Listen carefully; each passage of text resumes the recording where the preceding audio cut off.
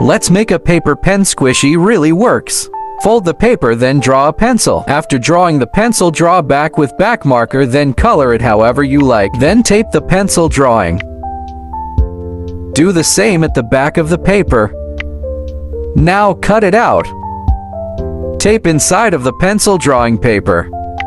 Now tape all together. Now put in cotton or plastic into the paper drawing. Then tape up top part. Now done.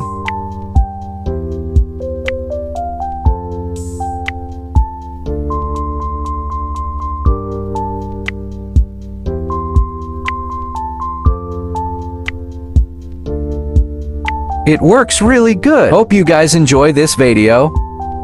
Hope you guys try this at home. See you guys on my next video. Bye.